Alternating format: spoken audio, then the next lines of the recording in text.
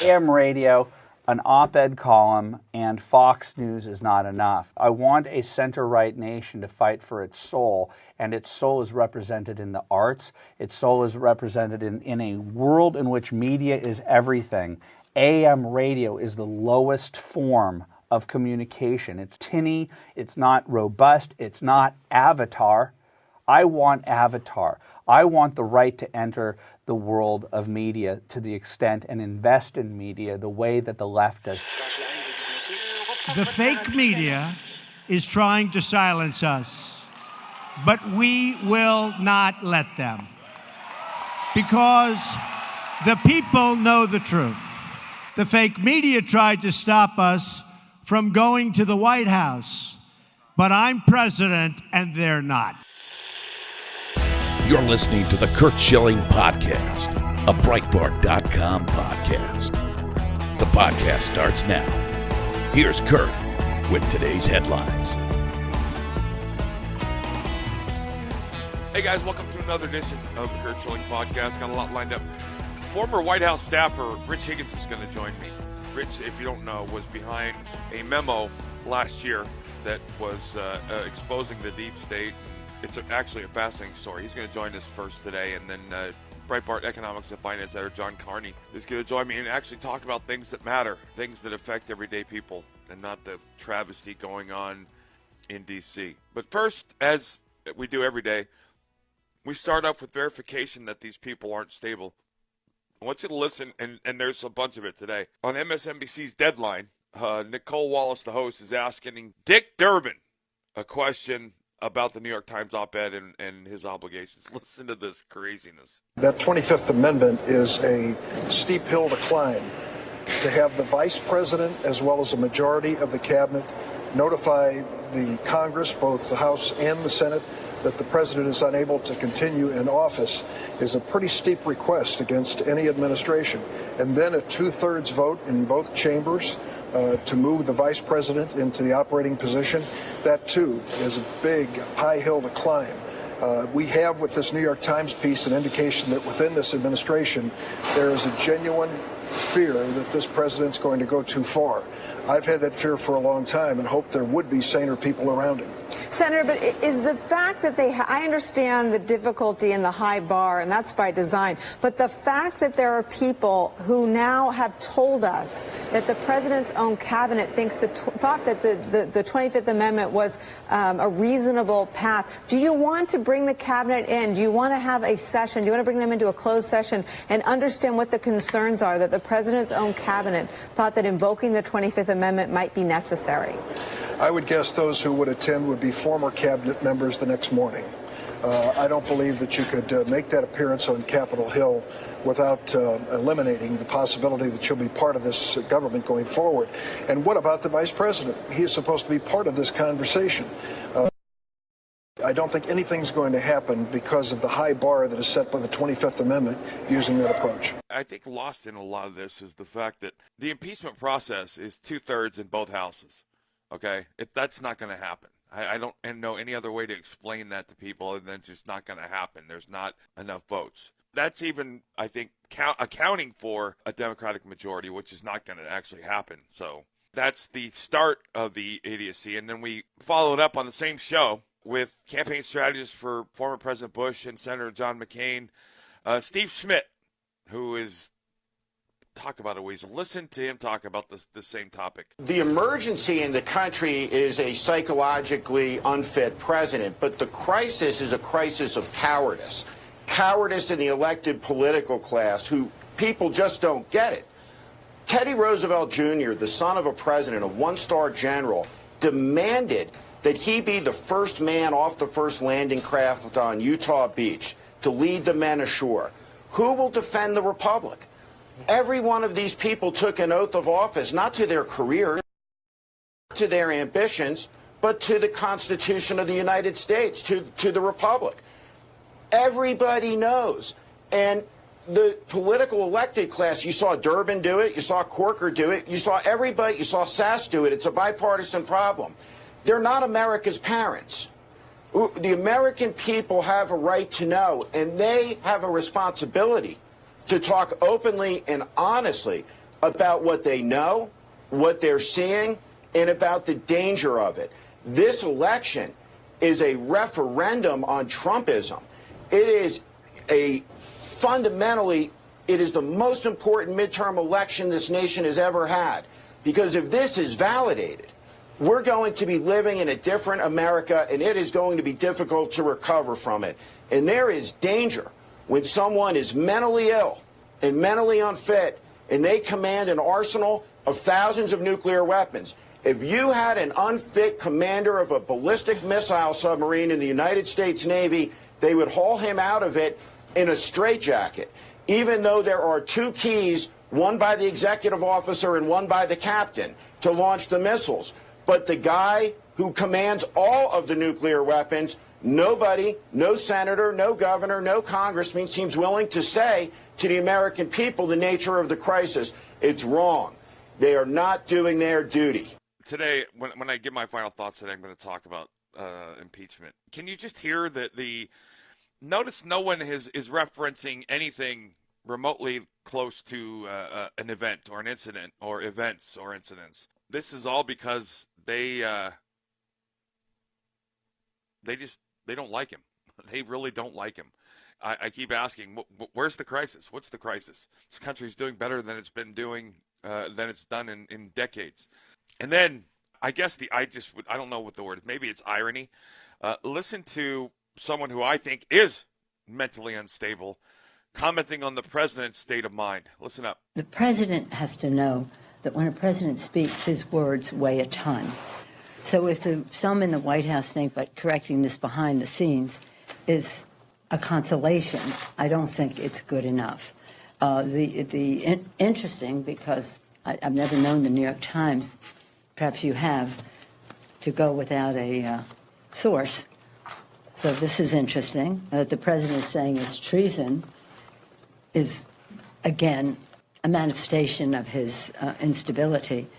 But what was said in there is a reflection of what we hear from many Republicans around the country, not in Congress, that the party of Lincoln cannot survive as the party of Trump by dint of tone, by dint of fiscal irresponsibility, by dint of national security concerns, and also that the Republicans in Congress are just letting it happen without weighing in, no checks, no balances, as the Constitution calls for. So we'll see. I mean, it probably won't take long for us to find out who wrote it, who has denied it already. The vice president. That was my first thought. Dan Coates, Pompeo, they've denied that they have written it. I guess by process of elimination will come down to the butler, who probably has the most knowledge of presidents in the White House. But it's a sad statement.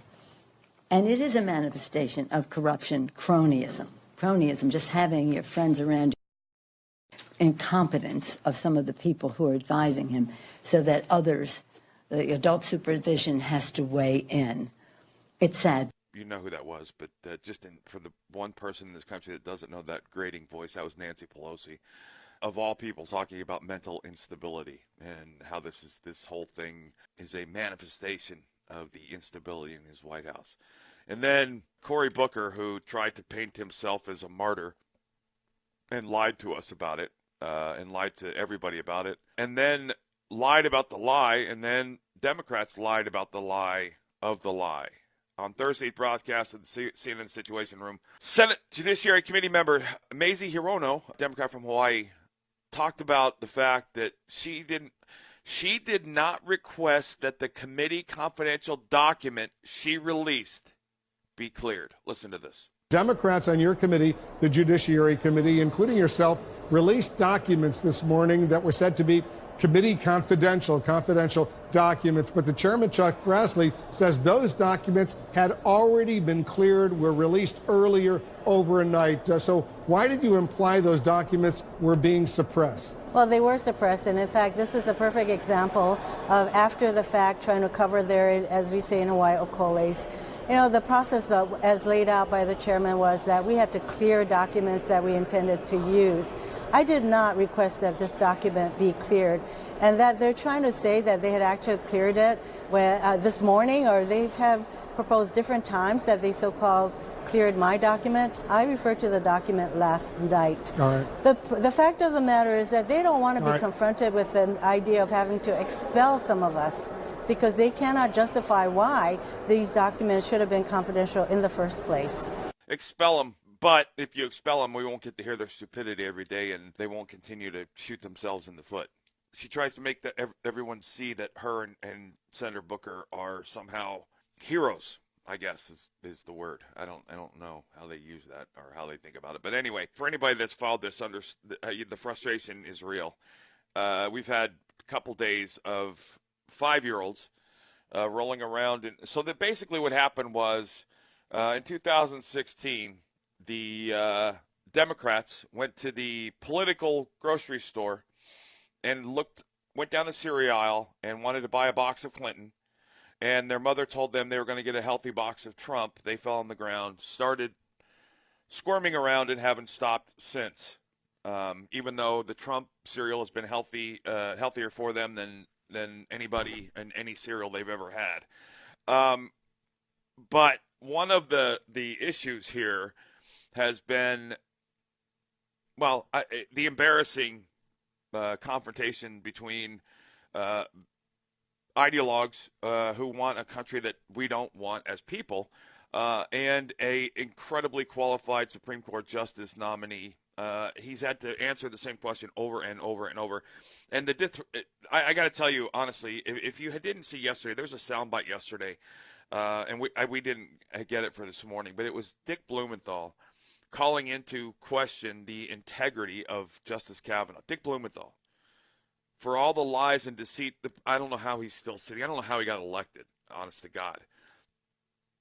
But listen to Justice Kavanaugh, or nominee Kavanaugh, repeatedly answer the same question. Everybody's asking about special counsel. They want Trump out, and they want the court to enforce it. But listen to what he said over and over. Just listen. I want to emphasize that the special counsel system that's in place now is something that I've specifically, repeatedly, and expressly said is consistent with our traditions in my 1999 Georgetown Law Journal article and in the CFPB decision. The special counsel system, I've said, is part of our tradition. That is the system in place. You're talking about something that has not been in place for 20 years. I respectfully disagree, Senator. You're talking about a statute that has been not existed for 20 years. That's no longer what I'm talking about, Your Honor. As you know, what I'm talking about is your view of presidential power as made clear in speeches and in writings and in a decision this year. We're not talking about the independent counsel statute now. We're talking about the scope of presidential authority, and I think it has consequences for our nation. You can answer. You are clearly a capable and good man, and a good neighbor and a good coach, and we've heard a lot about that. What I want to hear more about is an honest answer about your view of presidential power. You can answer. You're talking, if I can answer uninterrupted for... You can answer. You can answer on the 10 minutes I didn't use. Yes. Respectfully, Senator, first of all, I appreciate your care, and we've known each other since law school. We've been friendly with each other since law school, and your devotion to this. Respectfully, I believe you're talking about a statute that has not been in place since 1999. Secondly, the special counsel system I've specifically written about multiple times and approved. Thirdly, if there were some kind of protection, for cause protection or some other kind of protection that were different from the old independent counsel statute, I've said that I would keep an open mind about that. So I have not said anything to rule that out. And finally, I've reaffirmed repeatedly, or I've applied repeatedly, the precedent of Humphrey's executor for traditional independent agencies and have never suggested otherwise. I've referred to that as an entrenched precedent. So those are, and I've referred to U.S. v. Nixon as one of the greatest decisions in Supreme Court history.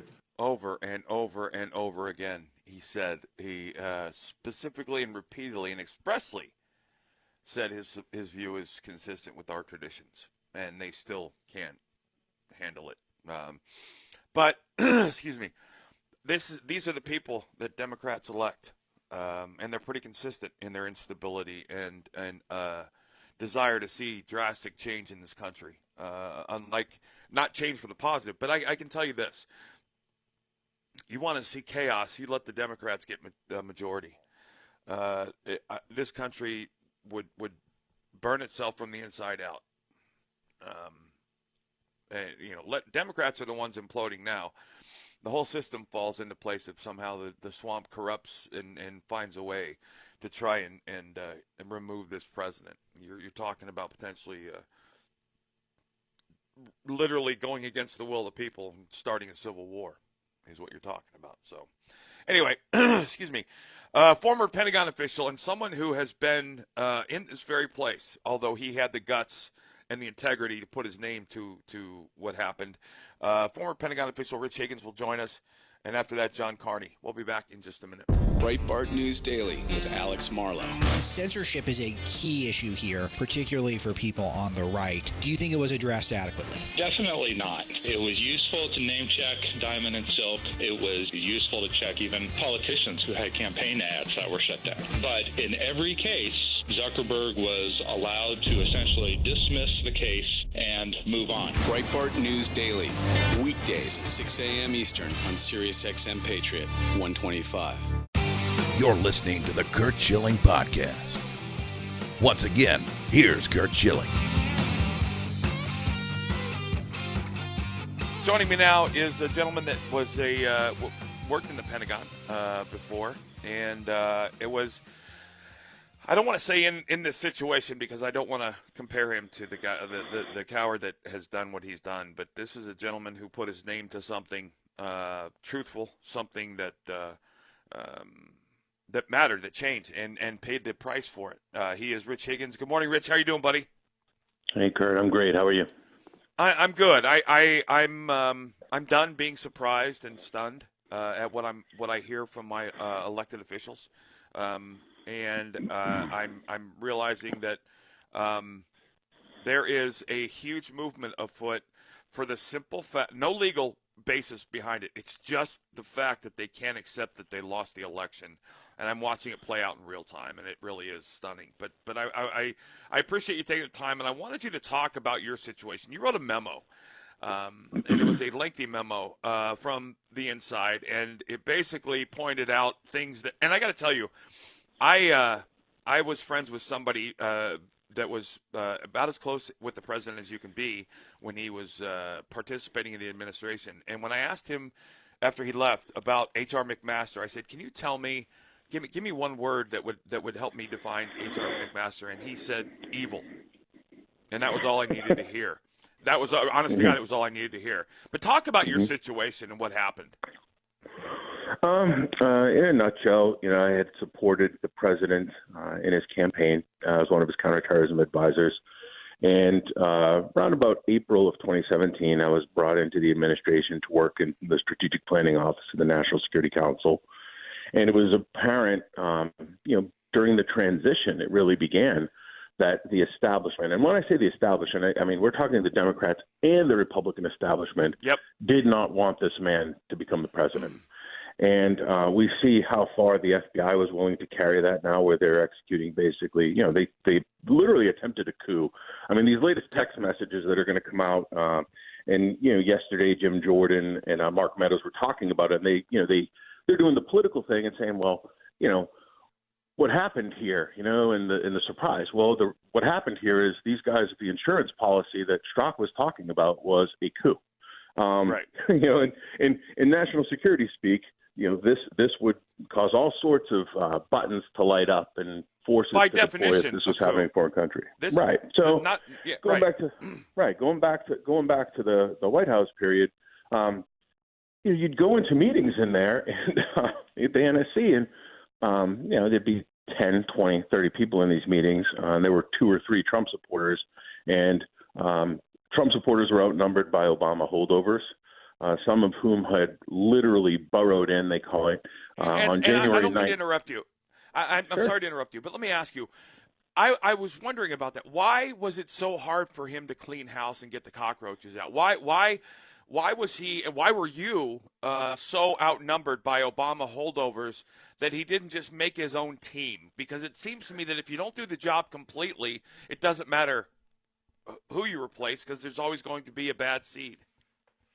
I think there was look, we need to remember a couple things. Number one is they need to get General Flynn out of there as early as possible, because he would have figured out what the FBI was up to.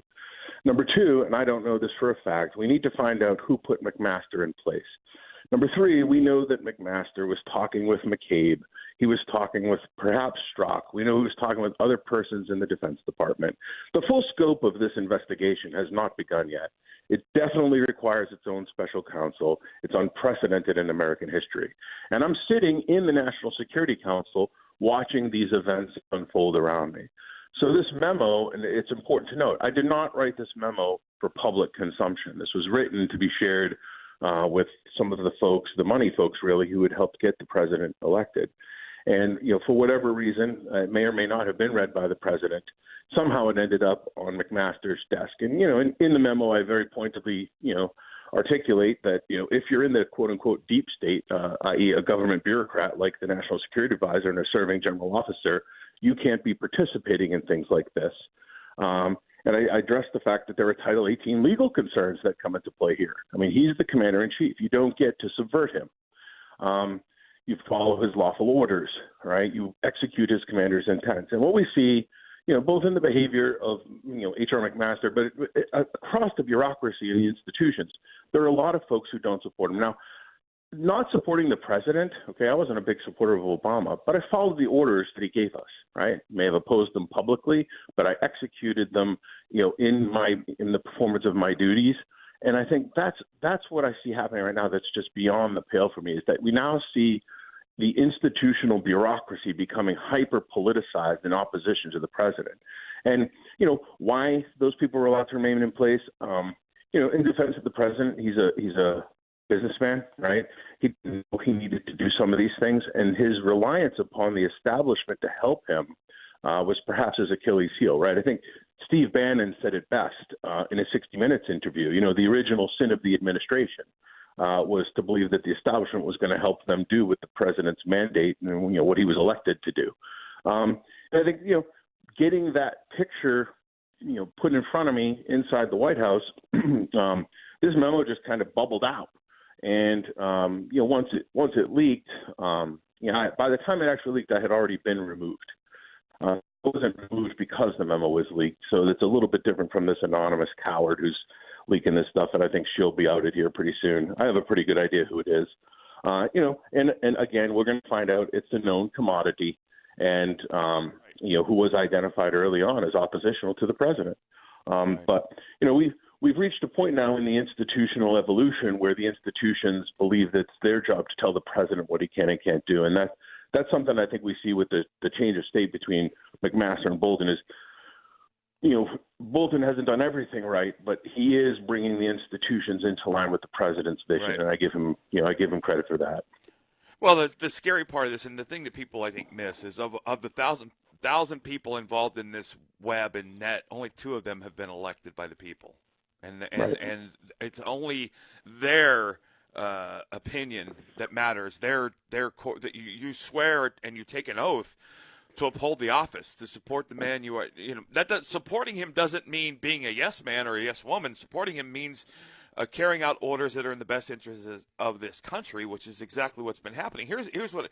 By the way, you do know there's a grand jury that has been convened on Andrew McCabe, which is. And the text messages, and as you said, Jim Jordan.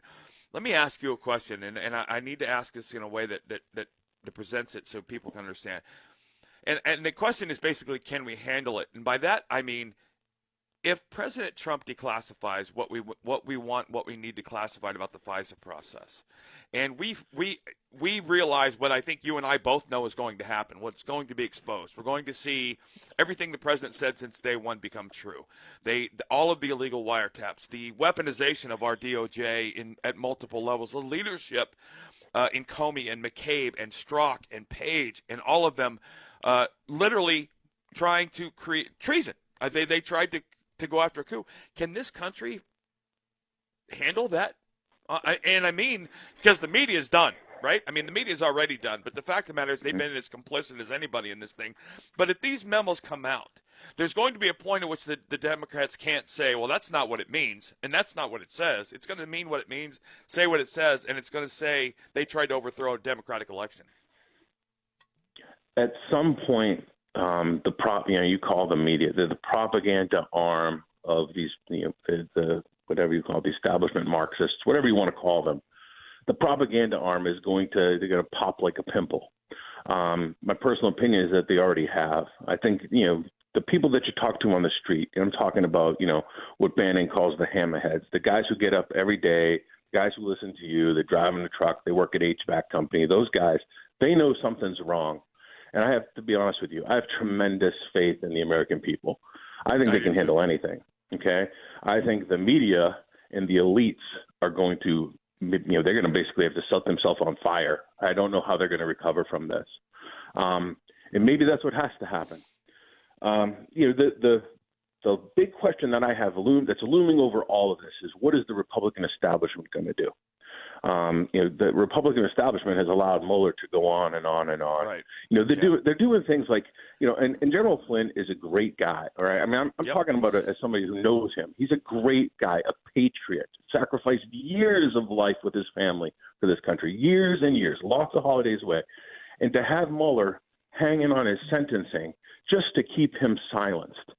I mean, this is third world tyranny stuff, right? Yeah. And I think the American people can handle it. Curt, I have total faith in the American people, but they have to be provided the information in context.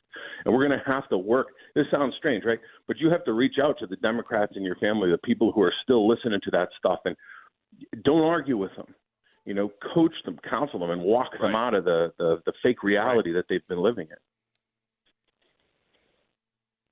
Yeah, I don't excuse me, I don't know any other way to put it, but this is going to absolutely change our country in fundamental ways that go against the Constitution if we don't get our butts out and vote. I don't want to sound confident and invoke complacency or apathy, but I do believe Newt Gingrich when he says we're going to pick up 4 to 6 seats. I believe that. Not to mention, I continue to listen to a group of people who want to impeach the president for one reason: they just don't like him. That we've watched Mueller do his thing for almost 2 years. He's got nothing. I heard Trey Gowdy a couple months back basically tell everybody, I've interviewed every single witness, all 70, in every possible way, shape, or form. I have not heard one word, one sentence, one letter that would tie President Trump to anything criminal. Yet we still have to listen to and endure this all.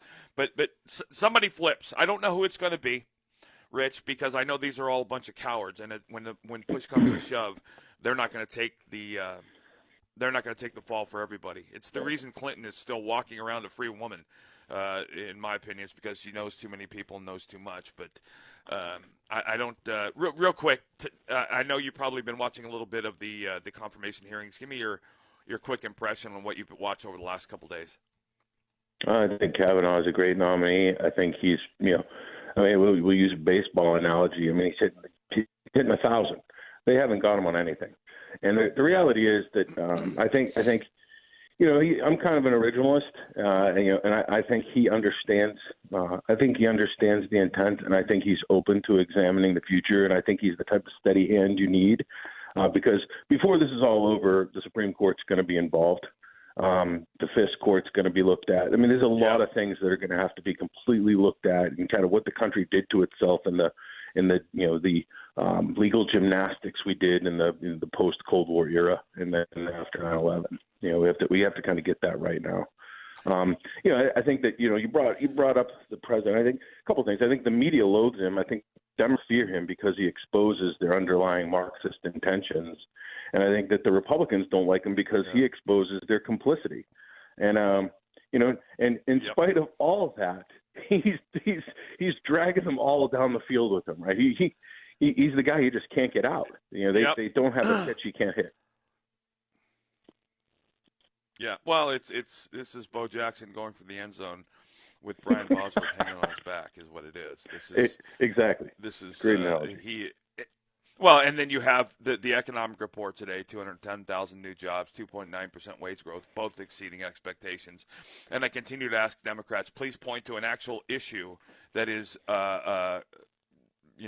counter-demanding or countermanding what's going on. The story the Democrats are telling is not the story that the people are living, and it's just mind-boggling to me. That's exactly it. I think that, when you look back at what the president was elected to do, he was elected on a couple of key issues. Certainly the economy was one of them. But, he was looking at rule of law. He was looking at, basically bringing back America a sense of herself. I mean, it was transcending even conservative values. It was just returning to core American principles, right? Like the sanctity of the individual as the sovereign. And he just put the fear of God into these statist guys who are just, they just populate this entire city, who believe that the government's the answer for everything. And I think as we go forward here, it's going to be interesting to see if that MAGA movement, bigger than even President Trump, if that MAGA movement is able to maintain its momentum. I hope Newt's right. But like I said, you don't want to be complicit. I mean, the movement has to get out and vote. Well, let me just ask you, if it comes to fruition and all the things that we believe to be happen, and the grand jury finds McCabe guilty, and the grand jury finds other people guilty, and the grand jury finds out that everything, the worst possible beliefs are true, and that all of this stuff has happened, how does the media react? I think, where they can, they'll ignore. Where they can't, they'll downplay. And my guess is they'll create some sort of strategic distraction to keep the people's eyes on some other target while this kind of burns itself out. That's what they hope. I think that what I really hope happen if the grand, and I don't know anything about what's going on with the grand jury and McCabe and all that, but I hope that this grand jury finds evidence of a conspiracy so sufficient that they can actually go and justify the creation of a second special counsel to really get into this. My understanding of the Mueller activity is it's basically a rear guard action protecting, the corrupt activities of, multiple individuals across the government and in the private sector with foreign money and so on and so forth, going back perhaps decades. It's the only way I can understand the bipartisan support for what he's doing. When you have, I just can't understand how anybody of good conscience can accept that, the way that this thing is rolling out is, American in any way, shape, or form. Yeah. No, listen, I really, really appreciate you taking time out. Love to have you back, Rich. All right, Curt. Hey, you take care, brother. And hey, I just wanted to tell you from all my buddies in Boston, thanks for 2004. We won't forget. Hey. Thank you, right, man. God bless you for that. Seriously, thank you. Take care of yourself. Right. Breitbart News Tonight with Joel Pollack and Rebecca Mansour. I said that it's the epitome of hypocrisy. Unless you fall in line with their liberal agenda, this uniparty, globalist, liberal agenda, they will never support you. They use the whole gender issue, of course, as some kind of tool to prop up their messaging, but it's the phoniest thing. Sirius XM Patriot Channel 125. We want to hear from you. Tweet the show at Garrick38. Once again, here's Curt Schilling. Joining me now is a gentleman who's been actually probably a little happier than most Americans in the last 20 months because he's been following the important news and the real world news that is happening, and that is about our economy. He is John Carney. He is Breitbart's economics and finance editor. You can follow him on Twitter at Carney, Carney. John, how you doing this morning? I'm doing great because, as you said, I follow the real news, and the real news is great this morning. Yes, I want you to spend a couple minutes explaining to the hardheads in this country who want to tell you the sky is falling every time Trump sneezes. Tell them about the article you wrote this morning about job growth and wage growth and kind of the overall picture of why America is not what the media says it is from a happiness perspective. Yeah, so this morning we got much better than expected job growth numbers. The economy added 201,000 jobs in August. Economists were predicting, something like 190,000, which still would have been a really good number. We got wage growth of 2.9%. And by the way, real wage growth, meaning people's paychecks, are actually even higher than that. The White House, Kevin Hassett, put out a study just earlier this week showing that if you calculate in the falling cost of benefits to people, there's a report this morning that actually healthcare, the rate of increases that we were seeing has started to decline. That's great. And people's paychecks are fatter because we got tax cuts as well. So things are looking up for the American worker and the American economy. We also got really good productivity numbers this week, which means the amount of economic output that people are able to do compared to the amount of hours worked. So output is up, meaning we're producing more stuff, and hours were up as well, meaning we're working more. Those are all very, very good signs for the economy. And it looks like we're going to have another very good economic growth number for the third quarter, which we're in right now. Which will send Democrats into an even deeper spiral. So basically what you just I refer to it as the reality divergence field, right? When, if you are reading the business section of a newspaper or watching or, reading the economics news on Breitbart or watching CNBC or Bloomberg, you're going to see good news all day long. If you flip the channel around and turn it on to CNN or MSNBC or one of those things, it sounds like the world is ending. These people are living in a bubble of their own creation that doesn't reflect the reality for Americans. So what you just told me, basically, is that more people are working, and those people that are working more hours, they're happier, and they're making more money. All of those things, none of those things could you have said during any of the quarters of the Obama administration. You could not have put those things together. What's really bizarre about this is back when Trump was running in 2016, we heard constantly, and he said, "I'm going to make America great again." The response from the Hillary Clinton campaign was, "America is already great," even though wages were stagnant, even though unemployment, which had come down but had been way too high for way too long, and the economy was staggering at the end of 2016. They were claiming it was great Obama then. Said, now that it is great, they're all in denial. What was it that Obama said to Trump when he talked about changing employment? Obama said something, was he going to pull out a magic wand or something like that?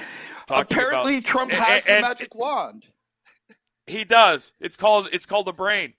It's called the brain. And this is what I think a lot of people. So there were two reasons to me to vote for President Trump. None of them had to do with his personality.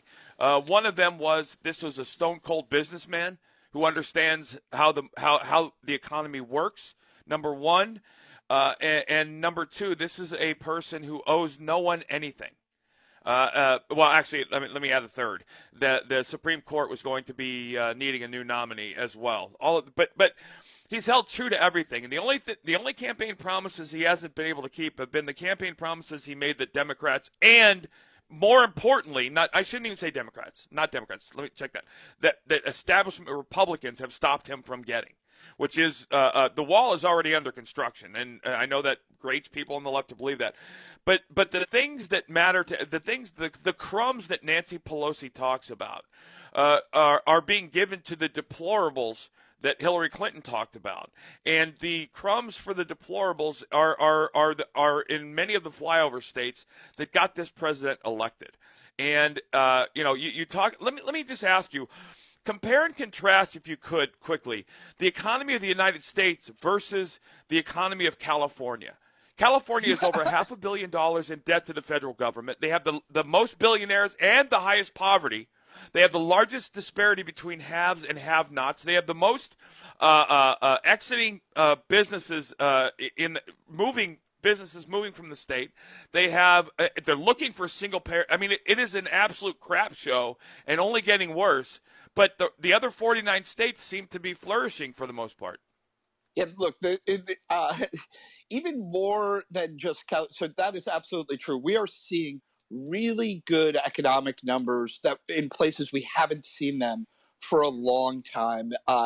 Things like the metals tariffs are boosting the jobs in steel mill towns that haven't seen jobs return there for a decade or more. It's a very exciting time. I mean, I recommend, I try to pick them up whenever we can at Breitbart, but people should go check out the websites of the local Minnesota newspaper because it's full of boomtown talk that we haven't heard for decades.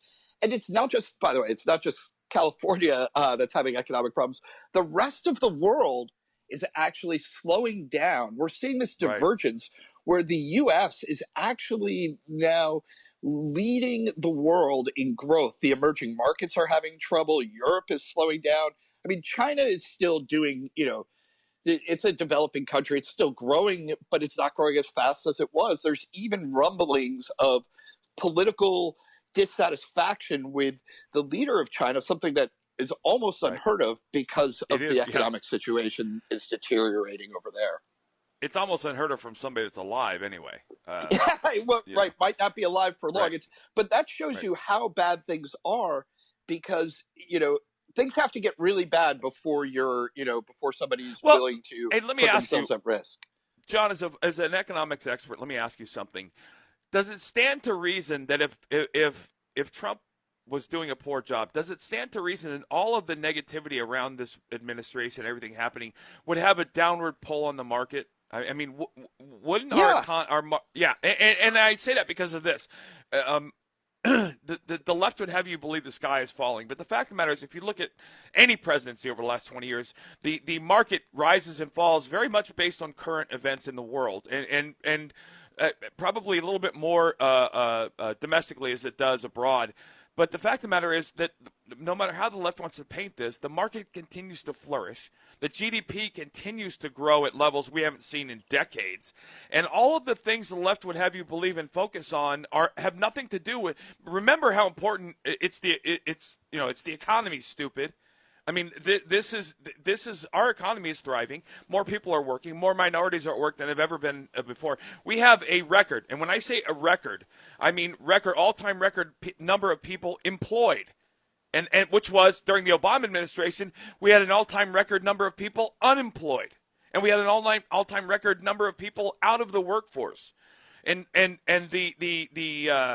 the business-friendly America that he is creating is bringing jobs back. It's repatriating billions and billions of dollars, which, you can say, it's helping the 1%. Well, let me just be very quick, people. The 1% are the people that create the jobs. And if you don't, I get that you might not like them, but the fact of the matter is those are the people that employ people. They're bringing money back, less taxed, but it's coming back. It's going back into the pockets of Americans. Americans as a whole, legal American citizens of every color, legal American citizens of every race, sex, sexual preference that are working are thriving more now than they have in our lifetimes, and the left refuses to give you that message. Let me give you one number that I think blows people's minds when they see it.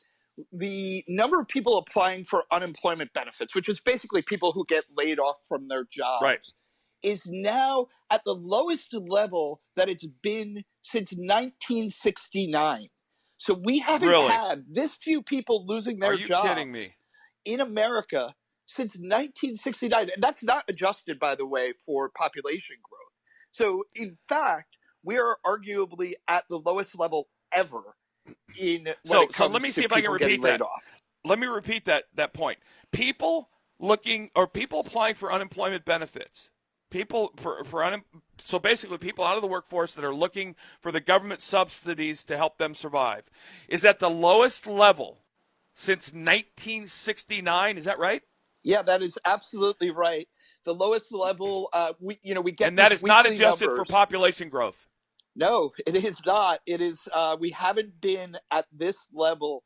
The unemployment rate moves because of population growth, but this is just the raw number of the number of people who are on unemployment, are applying for unemployment. So people have lost their jobs and are applying for that state unemployment benefits, lowest level since 1969. So in other words, not in the lifetime of most people who are going to hear this, hear us talking right now, have we seen numbers this low. So, and it stands to reason. If we were at the same percentage we were at 1969, there would be far more people because there are more. The population has grown, but in fact, it's the opposite. Absolutely, that's why I say that this is arguably the least people on unemployment in terms of the population that we've ever seen. It's the best jobs economy in my lifetime. Wow, that's awesome. John, I can't thank you enough, buddy. Always a pleasure. Great article today. It's above the fold today. First story on job growth and wage growth, and you need to check it out because it's the real world, guys. Thank you, John. Always a pleasure. Take care. God bless. Catch up soon, buddy. Thanks for having me, man. I'm going to close, give my closing thoughts today. And I try to find a subject that is topic relevant or is time sensitive. And I thought I would try and help you all as I do. I went to 1 year junior college, but I was blessed with a mother who taught me how to speed read. So I have, in my entire life, I have delved into the research of things I don't understand and don't know, and tried to become at least some level of educated on them. Let's talk about impeachment for a second, because it's all the Democrats want to talk about. But let's talk about the real world and impeachment. Article 1, Section 2, in Clause 5 of the Constitution, gives the House of Representatives, the House of Reps, and those, I think 435 members, the sole power of impeachment. In Article 1, Section 3, Clause 6, gives the Senate the power to try all of those impeachments. And in considering articles of impeachment, the House is obligated to base any of their changes or any of their charges on the constitutional standards that are specified in Article 2, Section 4. The President, Vice Presidents, all civil officers of the United States shall be removed from office on impeachment for and conviction of treason, bribery, or other high crimes and misdemeanors. We have listened for months and months and months about Democrats talk about the swamp. I don't want to say Democrats let's just talk about the swamp, because there are Republicans in the swamp as well. Talk about impeachment. It takes a 2/3 vote in both houses, which is not going to happen, number one, no matter how many seats change hands. But the fact of the matter is, to impeach someone, you have to, first of all, have a treason, bribery, or, again, high crimes and misdemeanors. Not one of those things has even been closely, remotely, or even hinted at being associated with the president, no matter how much everybody wants to tell you they know. This is a movement afoot. And this is, guys, honest to God, I know it might sound simplistic. I said it earlier. The Democrats went into the political grocery store to buy a box of Clinton in 2016. Their parents, the Americans, voting citizen, legal American citizen, told them that they couldn't have their box of Clinton, but instead were going to have to eat Trump. And they fell down on the floor, and they've been wriggling around ever since. They are mad. They are furious. They lost. You've seen thousands of things exposed that would have never been exposed had Clinton won, because they expected her to win. But they want to – so I guess what I'm trying to say is this in closing. The Democrats in the swamp want to impeach President Trump, who was dutifully, willfully, and lawfully elected to be our president, democratically elected. They want to impeach him because they don't like him, period. You can dress it up any way you want. Nothing the left has said has stuck. It won't stick because it didn't happen. Everything he has said from the day one of and listen, I'm with you. I don't think he has any tact. I don't think he has any self-awareness. I think he screws himself with Twitter and screws us. I think all of the issues around his personality you can have a problem with, and it's very easy to see why. But the fact of the matter is that you can't impeach someone because you don't like them.